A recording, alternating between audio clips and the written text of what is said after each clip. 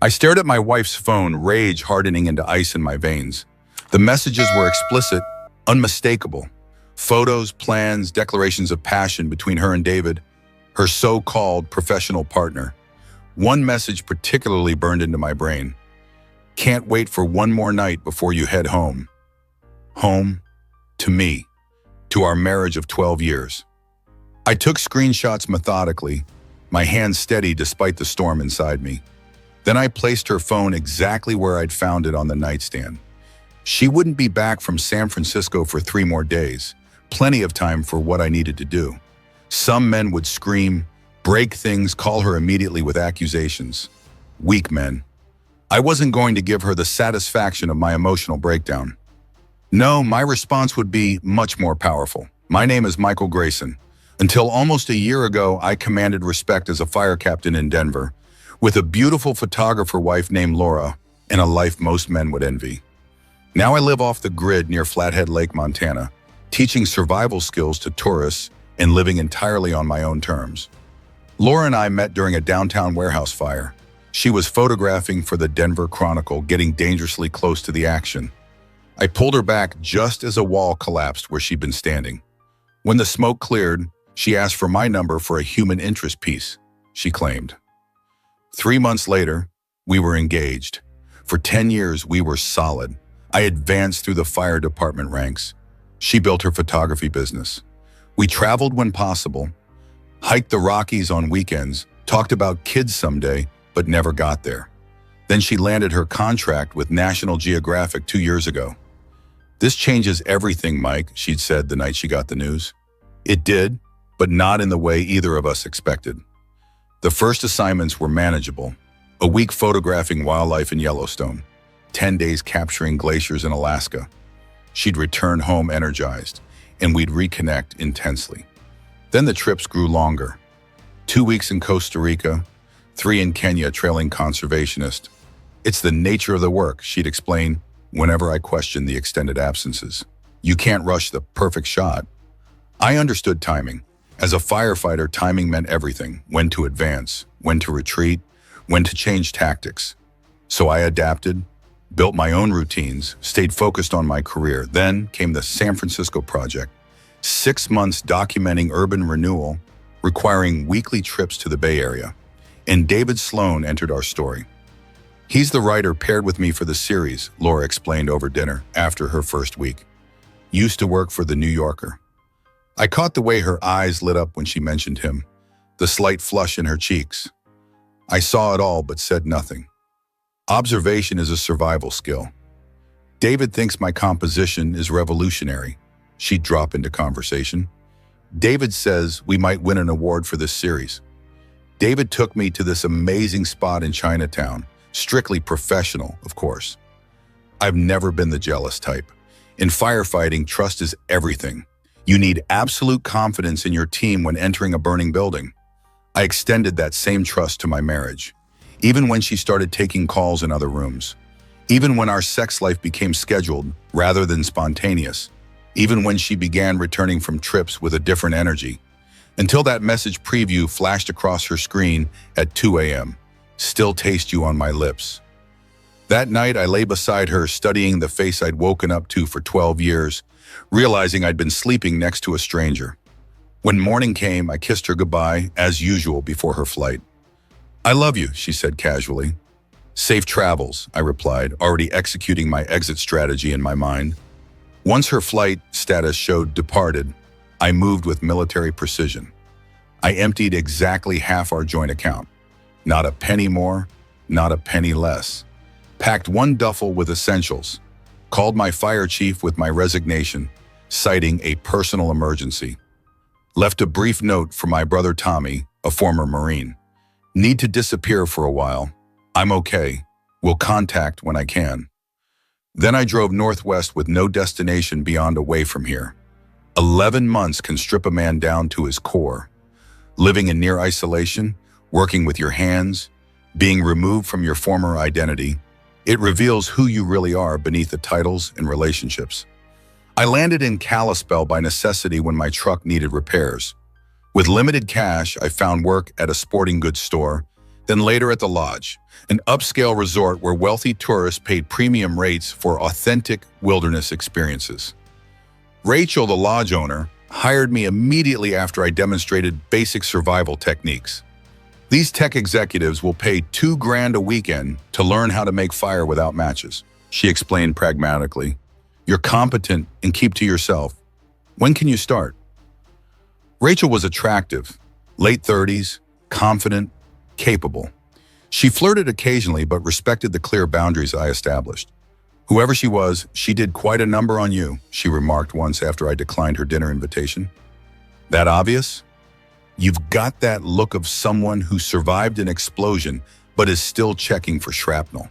No rush. Some wounds need proper time to heal. Time I had in abundance. I built a new routine, up at dawn, physical work until exhaustion, minimal social interaction. I grew a beard, lost the softness city life had given me, gained muscle from daily labor, started keeping a journal to organize my thoughts, processing everything without the noise of well-intentioned advice from others.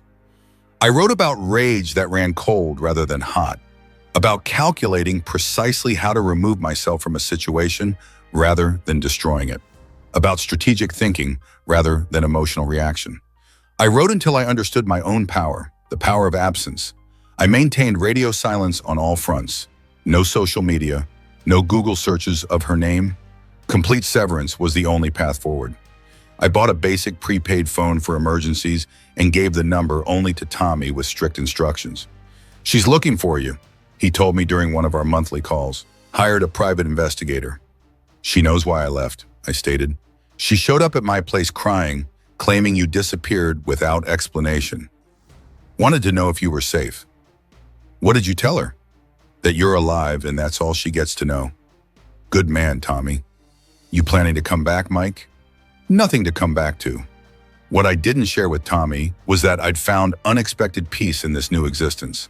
The lodge attracted an interesting clientele, from corporate executives to serious outdoorsmen. I developed a reputation as skilled, reserved, and unquestionably in control. Female guests occasionally showed interest. I declined without explanation. For the first time since meeting Lora, I focused entirely on my own path, rather than accommodating someone else's journey. The irony wasn't lost on me. I'd had to lose everything to reclaim my independence. Winter arrived in Montana with brutal efficiency. Tourist traffic slowed to occasional weekend warriors. I split firewood, maintained equipment, and led the rare ice fishing expedition for the hardier guests. The isolation intensified with the shortened days, but I'd grown comfortable with solitude. Until the day she found me. December 18th. I remember the date clearly, the day after the lodge's staff holiday gathering. I was checking in a family from Minnesota when the front door opened, bringing a blast of cold air and the last person I expected to see. Lora stood in the entryway, snowflakes melting in her hair, her face thinner than I remembered, eyes uncertain as they met mine. She wore a red wool coat I didn't recognize, gripping a small suitcase. Time compressed. The family at the counter faded to background noise. My body instinctively tensed, ready for confrontation. Room for one, she said quietly, approaching after the Minnesota family moved away. No dramatic greeting, no tears, just 3 practical words. I could have refused her, could have told her to leave, could have demanded how she found me. Instead, I methodically entered her information, swiped her credit card, and handed her a key. Cabin 8, last one on the left path. Breakfast starts at 7. My voice remained level, giving away nothing. Thank you, she replied, her fingers briefly touching mine as she took the key. She hesitated then. You look good, Michael. I offered no response, just a directional nod toward the cabins. She left without another word. I maintained my composure until reaching the staff bathroom, where my stomach heaved once in physical rejection of her sudden appearance. Rachel found me washing my face with cold water. That woman who checked in, she's your past, isn't she? Rachel asked directly. I nodded once, drying my hands methodically. Want me to tell her we're overbooked, make her leave? I considered it briefly. No, I've been out running this for almost a year. Time to face it head on. Rachel squeezed my shoulder. My apartment's above the office if you need somewhere to regroup. That night, sleep evaded me. I paced my cabin, calculating the distance between my door and cabin 8. What was her purpose here? How had she tracked me down? What could she possibly want after all this time? At 3 in the morning, I walked to the frozen lake edge.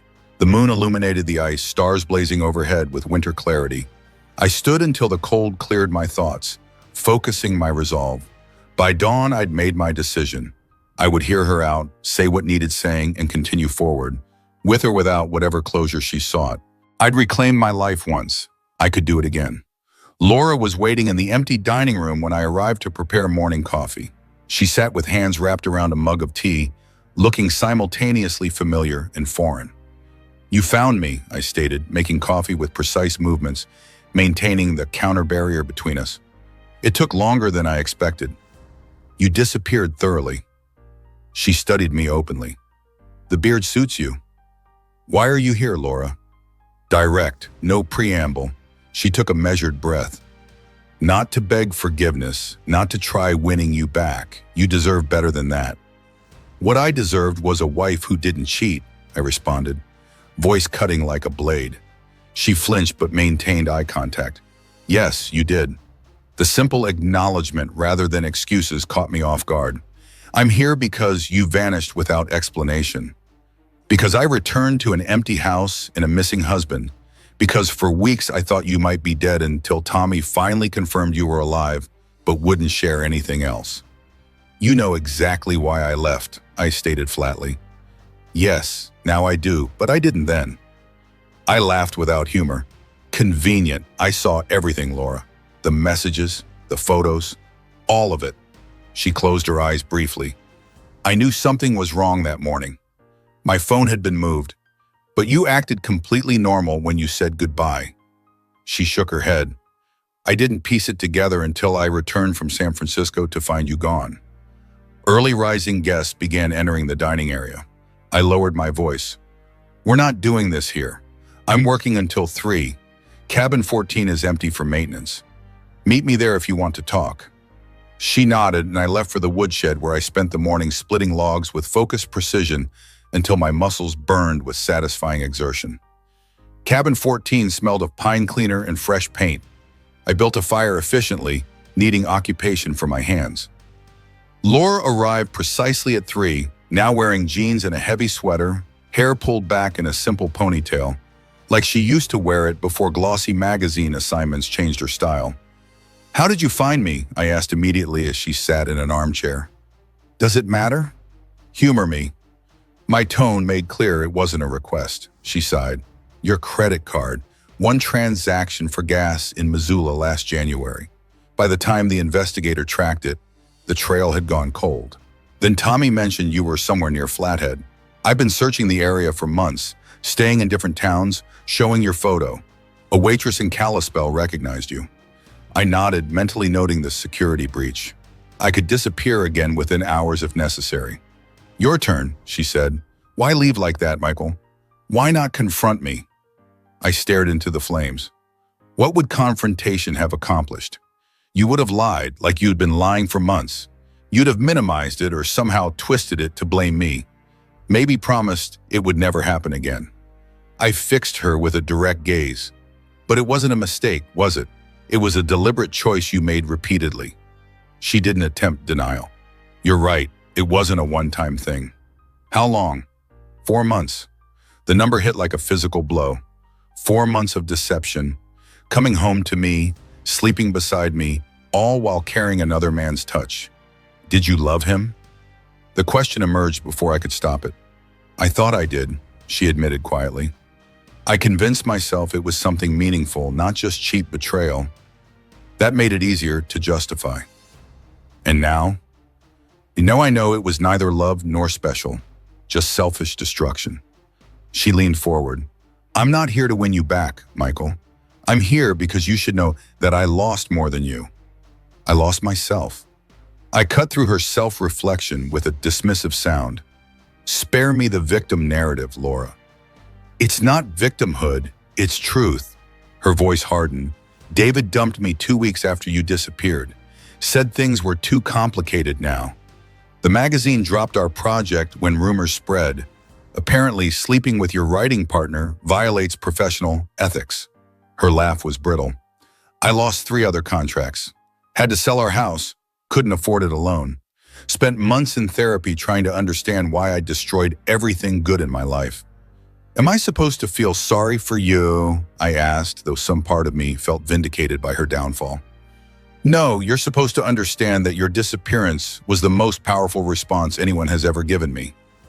Her eyes glistened. You didn't rage or threaten or try to hurt him. You simply removed yourself from the equation. Left me to face exactly who I'd become without the benefit of making you the villain. Silence filled the room except for crackling flames. Outside, snow began falling, heavy flakes visible through the window. I'm not the same man who left Denver, I finally said. That person ceased to exist the night I saw those messages. I know, I'm not the same either. She reached into her bag and pulled out an envelope. I wrote everything down, things I couldn't say directly. What happened with David, what happened after. You can read it or burn it, your choice. She placed it on the table between us. I'm staying 3 days. Then I'll go and you'll never have to see me again if that's what you want. She stood to leave, pausing briefly. For what it's worth, Michael, and I know it means very little now, I've never regretted anything more in my life.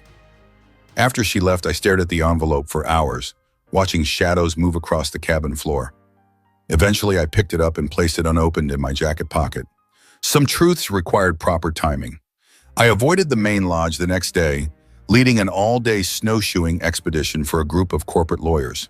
The physical demands and responsibility for others' safety provided temporary distance from the emotional confrontation Lora's appearance had triggered. When I returned, Rachel waited with a thermos of whiskey-laced coffee. She came looking for you, Rachel said, handing me a steaming cup. I told her you were out with clients. Appreciate it. She's attractive, looks expensive. Rachel's assessment remained neutral. She used to be different. People change, not always for the better. Rachel studied me over her mug. You know what they say about forest fires? Sometimes they're necessary. Clear out the dead growth so new life can emerge. Your way of saying this confrontation might be beneficial? She shrugged. Just saying sometimes destruction serves a purpose. That night in my cabin, I finally opened Lora's letter. 8 pages of her familiar handwriting. Once intimate, now like receiving a message from a stranger. She detailed everything without excuses. How the affair began after a late photography session. How David made her feel valued in ways she hadn't recognized were missing. How excitement became addiction. How she compartmentalized, telling herself I would never discover it. That she could maintain both worlds. Then came the aftermath. David's immediate abandonment once complications arose. The professional consequences, her parents' disappointment, the crushing realization that she'd traded substance for illusion. The final paragraph struck with precision. I don't expect or deserve forgiveness, but you should know that your silence was more powerful than any rage could have been. You forced me to judge myself without the distraction of your anger. There was no one to blame, no one fighting me, just the pure consequence of my actions reflected in an empty house. It broke me in ways I needed to be broken. I hope someday you find happiness again. You, more than anyone I've known, deserve it. I read the letter 3 times, then went outside and split wood in the moonlight until my muscles demanded relief. The second day, I found Lora sitting alone on the lodge's back deck, despite the biting cold. She wore a borrowed parka too large for her frame, staring out at the frozen lake. I assessed the situation, then deliberately sat in the adjacent chair. I read your letter, I stated after a measured silence. She nodded, still looking at the lake. And nothing, it is what it is. You always did have a gift for directness. A slight smile touched her lips. Why come all this way? Why not just call? She turned to face me. Would you have answered if I called? No. There's your answer. She pulled the parka tighter. Besides, I needed to see your face to know you're really okay. I'm not okay, I admitted, but I'm getting there. You seem stronger somehow, more definite. Losing everything has that effect. You strip life down to fundamentals. A wind gust sent snow swirling across the deck. Lora shivered. You should go inside, I advised. In a minute. She hesitated. I saw your journal in your cabin desk when I dropped off the letter. Are you writing again? The question surprised me. In our early years, I'd written, mostly stories I never showed anyone. It had fallen away with career advancement and life's complications. Just organizing thoughts, nothing creative. You should try again. You were good. There's a lot I should try again. I stood. But some things aren't meant to be revisited. Her expression fell slightly, acknowledging my meaning. Fair enough. As I turned to leave, she said, Tommy misses you. He won't admit it, but he does. Tommy knows how to find me. He says the same about you. I paused. Maybe in the spring. It wasn't a commitment, but it was something. A calculated opening in the wall I'd constructed. That night, I dreamed of controlled fire. Not the chaotic blazes I'd fought as a firefighter, but a tactical burn, necessary and purifying. I woke with unexpected clarity. On the third day, her final day, a massive snowstorm hit the region. The lodge lost power around noon. Emergency generators maintained essential systems, but we advised guests to remain in their cabins, which had fireplaces and emergency provisions. I was helping Rachel distribute extra blankets when I realized Lora was nowhere to be seen. Her car remained in the lot, rapidly disappearing under fresh snow. She went for a walk early this morning, one of the housekeepers mentioned, said something about wanting to see the North Trail before she left. The North Trail, 5 miles through dense forest, beautiful but dangerous during a storm. Even experienced hikers could lose orientation when landmarks disappeared under snow. How long ago, I demanded, already reaching for my gear. 4, maybe 5 hours? Rachel caught my expression. You're not going out in this. I have to. She doesn't know these woods. Michael, visibility is 0, temperature's dropping. You could both end up dead. I'll take the emergency radio and GPS, mark coordinates every quarter mile. I was already layering up. If I'm not back in 3 hours, call search and rescue. Rachel knew better than to argue further. She helped me pack emergency supplies. Her movements efficient, but her expression grim. She must still mean something to you, she observed as I checked the radio. She was my wife for 12 years, I replied with finality. Be careful. She squeezed my arm. This hero instinct will get you killed someday. I gave her a tight nod. Calculated risk assessment. I know these woods. The moment I stepped outside, the storm's ferocity hit full force. Wind-driven snow stung any exposed skin, visibility extending barely 10 feet. I pulled down my goggles and moved toward the North Trail, pushing through knee-deep drifts. Under normal conditions, I could hike the entire trail in under 2 hours. In this weather, it took 45 minutes just to reach the first mile marker. I called Lora's name periodically, the wind swallowing my voice almost immediately. 2 miles in, I found her first sign, a red scarf caught on a branch. My focus sharpened. She was here somewhere, probably disoriented, possibly hypothermic if she'd been out for hours. Lora, I shouted, cupping hands around my mouth. Nothing. I pressed forward, scanning for any disruption in the snow pattern. Another half mile and I spotted footprints veering off trail, a classic sign of someone lost, likely trying to find shelter. The tracks led toward a cluster of large boulders forming a natural windbreak. As I approached, I saw a huddled figure pressed against the rock face, partially snow-covered. Lora's face was dangerously pale, her lips blue-tinged. She was conscious, but clearly in mid-stage hypothermia, shivering violently, speech slurred. Michael, how did you find me? Tracking, I said simply, immediately unfolding the emergency thermal blanket and wrapping it around her. Can you walk? She tried standing, but her legs collapsed. Can't feel my feet. Not a problem. I've got you. I lifted her efficiently. She weighed less than I remembered and secured her against my chest. Keep talking. Stay conscious. So stupid, she mumbled against my shoulder. Thought I'd be back before the storm hit. Less talking about mistakes, more focusing on staying awake, I directed, beginning the challenging return journey. Each step demanded maximum effort against wind and snow, my muscles working at capacity, carrying her through deepening drifts. Why'd you come for me? She asked after what felt like hours of movement. Could have let me disappear too. That's not who I am, I stated firmly, adjusting my grip. Never was. That's why I loved you, she whispered. Still do. I didn't respond, concentrating instead on navigating through near whiteout conditions. When the lodge's lights finally appeared through the snow curtain, relief nearly buckled my knees. Rachel and 2 male staff members rushed out, taking Lora from my arms and hurrying her inside to the fireplace. I remained in the doorway, suddenly recognizing my physical limits, watching as they removed her wet outer layers and wrapped her in dry blankets. Her eyes found mine across the room, grateful, pained, filled with unspoken words. I turned away, needing distance to process what had just happened, what it meant that I'd risked my life to save hers without hesitation. Rachel found me later in the kitchen, methodically drinking coffee, still in my snow-crusted gear. She's going to be fine, she reported. No frostbite, just mild hypothermia. Doctor says she was lucky.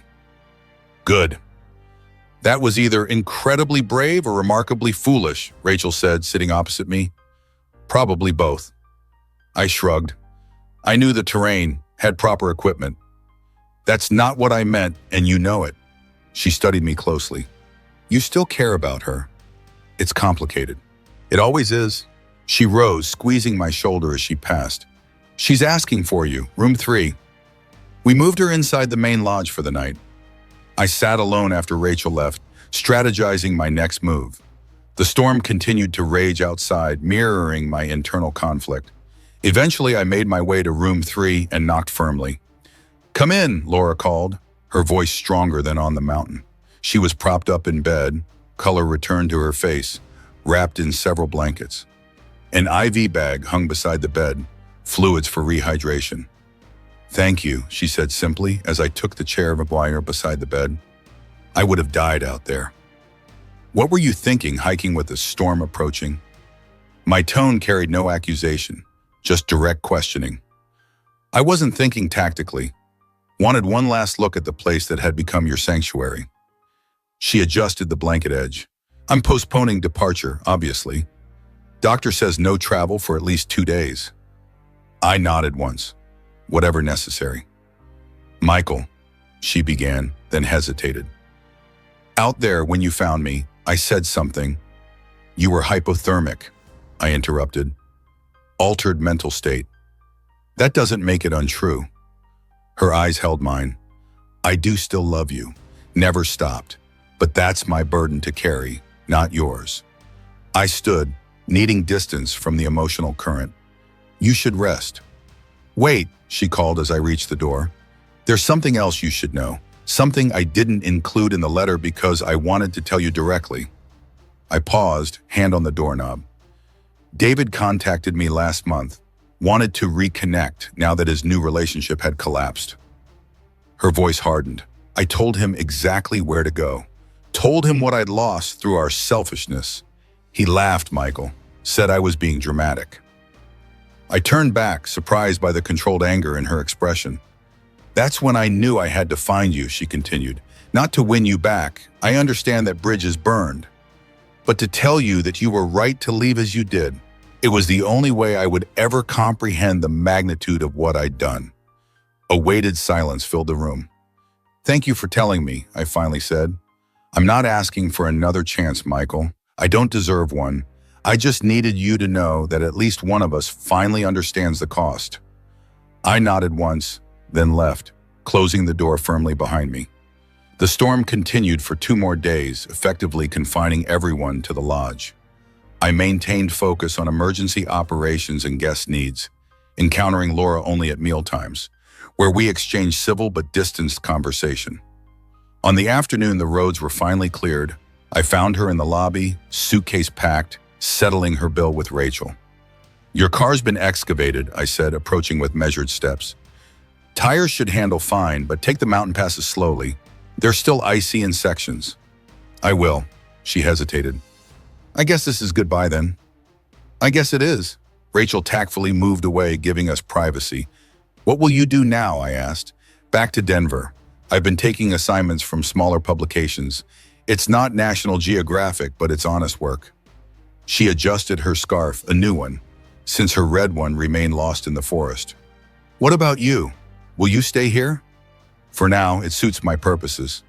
She nodded, eyes scanning my face as if committing it to memory. You know where to find me if you ever want to talk. No pressure, no expectations. I know. We stood briefly in the compressed space of 12 years of shared history. I have something for you, I said decisively, reaching into my pocket. I handed her a small, worn notebook. My journal, the first one. She took it with evident surprise.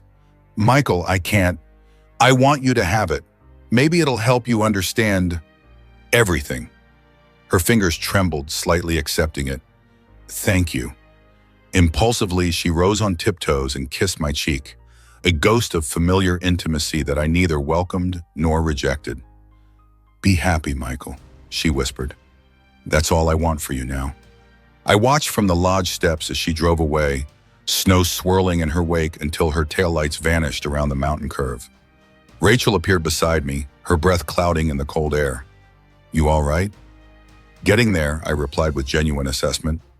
She might come back, you know. Maybe. I turned toward the lodge, but I won't be waiting.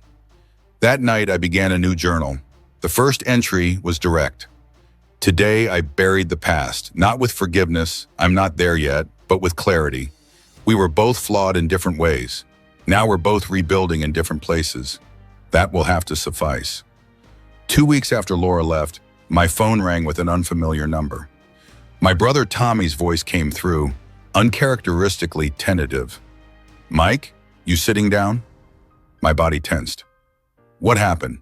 It's Lora. She was in an accident on I-25 outside Denver, head-on collision with a drunk driver. The world shifted momentarily. Is she? She's alive, but it's critical, Mike. Multiple surgeries. They're uncertain. He trailed off. Who else knows my location? I demanded. Just called her sister Emma. She requested your number. Said Laura's been asking for you. I closed my eyes briefly, images flashing. Lora laughing in our kitchen, Lora sleeping beside me, Lora walking away from the lodge. Give Emma my number, I decided. You heading back? Tommy asked. I haven't decided, but I found myself checking flight times from Kalispell to Denver even as we spoke.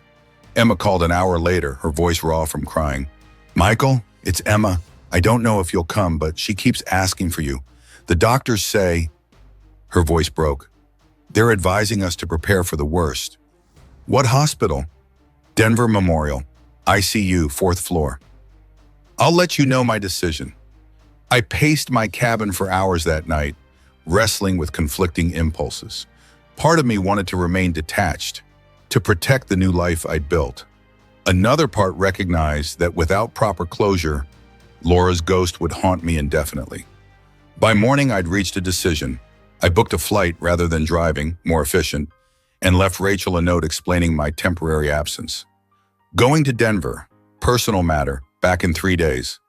The flight from Kalispell to Denver gave me time to prepare mentally. I would visit briefly, make my peace, and return to Montana without being drawn back into emotional entanglement. Clean, controlled, conclusive. Emma met me at the hospital entrance, her face pale with exhaustion. She embraced me tightly, unexpected, given our previously distant relationship. Thank you for coming, she whispered. How is she? My tone remained neutral. Emma's expression crumpled. Critical, internal bleeding, collapsed lung, spinal injury, 2 surgeries already. She gestured toward the elevators. She's conscious but heavily medicated. She may not recognize you. I nodded, steeling myself before following her to the ICU. The woman in the hospital bed barely resembled the Lora I remembered. Her face was mottled with bruises, one eye swollen shut. Tubes and wires connected her to various machines, each beep a reminder of her precarious state. I approached deliberately, taking the chair beside her bed. Her hand, the one not encased in a cast, lay palm up on the white sheet. After brief consideration, I placed my fingers against hers. Her uncovered eye fluttered open at the contact. Recognition dawned slowly through the medication haze. Michael? Her voice was barely audible above the machine sounds. You came. I came, I confirmed simply. Didn't think... You would. I needed closure. A small smile touched her cracked lips. Always honest. I leaned closer, keeping my voice low. I can't stay long, Lora. I've built a new life. I know. Her fingers weakly curled around mine. Just glad to see you one more time. I sat with her through the afternoon, maintaining emotional distance while providing the human contact she clearly needed. When doctors arrived for their evening rounds, I took the opportunity to step out. I need to speak with you, I told Emma in the waiting area, about practical matters. Emma looked startled by my directness, but nodded. I'm returning to Montana tomorrow, I stated without preamble. I can't be part of this situation long term. But she needs you, Michael. The doctors say having loved ones present improves recovery chances. I'm not her loved one anymore, Emma. That ended when she chose David.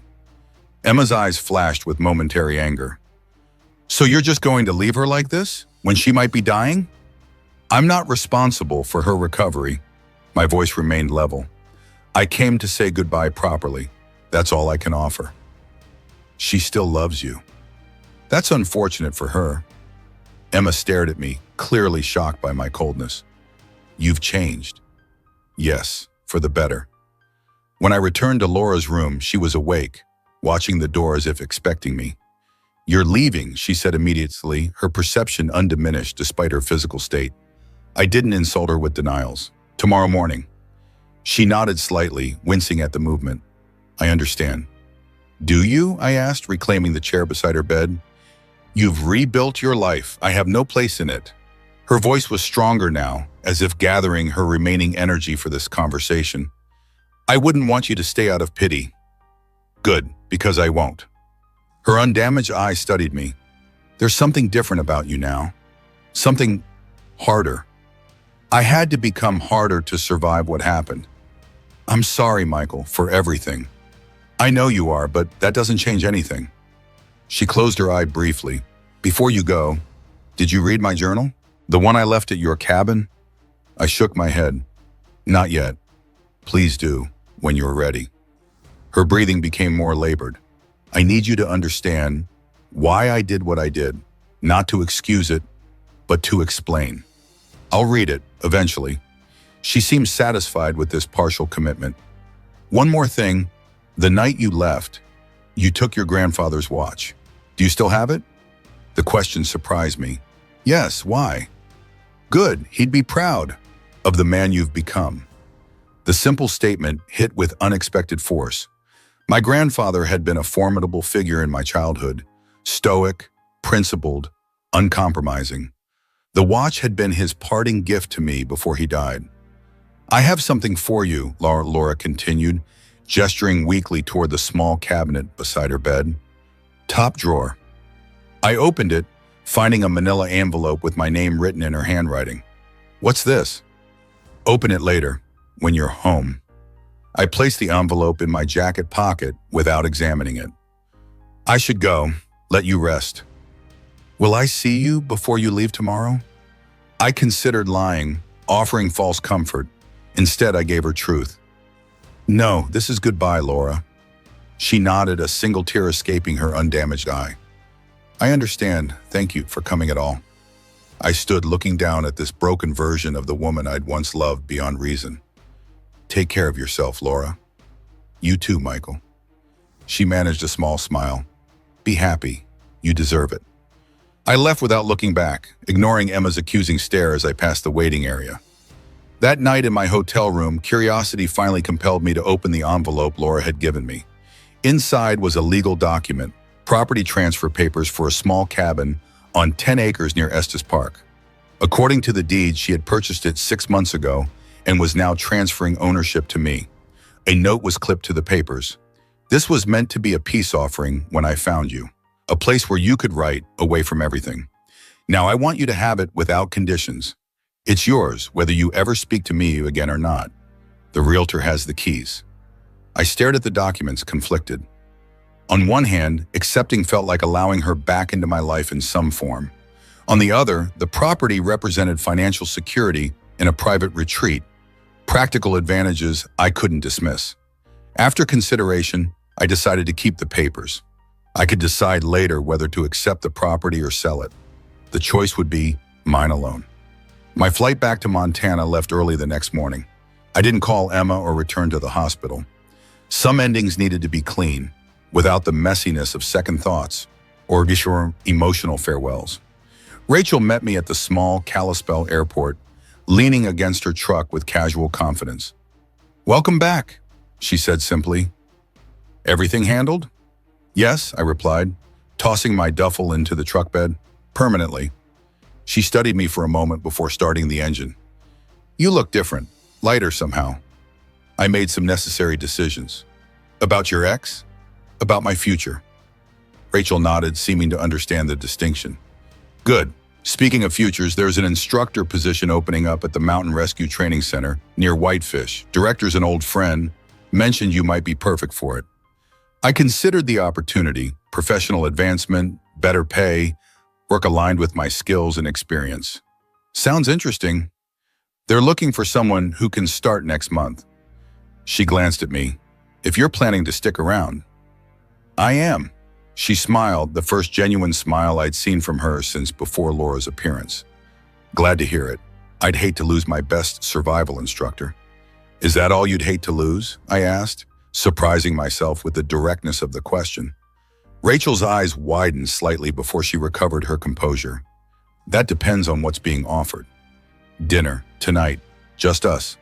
She pretended to consider, though the slight flush in her cheeks betrayed her. "I think that could be arranged." As we drove through the snow-covered landscape toward the lodge, I felt something I hadn't experienced in months. Possibility. Not a return to what was, but the potential for something entirely new, built on stronger foundations. 2 weeks later, I received a brief message from Emma. "Lora's out of critical condition, long recovery ahead, but doctors are cautiously optimistic. Thought you should know."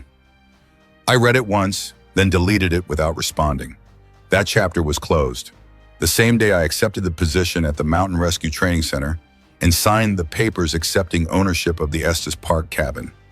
Not as a connection to Lora, but as an asset I could use or sell on my own terms.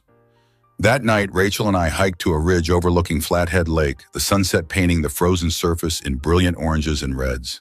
"Beautiful view," she commented, standing close enough that our shoulders touched.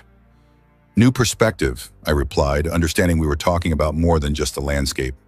She turned to face me, her expression open but cautious. "Is this really what you want, Michael? No lingering ghosts?" I considered the question seriously. "I've dealt with my ghosts, made peace with the past. I'm ready for what's next." "And what is next?" she asked. I gestured toward the vast wilderness spread before us. "This, now, the life I've chosen, not the one I lost." She smiled, understanding the significance of the distinction. "I can work with that." As the last light faded from the sky, I felt the final weight of my old life lift away. I had disappeared once out of necessity. Now I was reappearing by choice, stronger, clearer, and entirely on my own terms. It was enough, more than enough.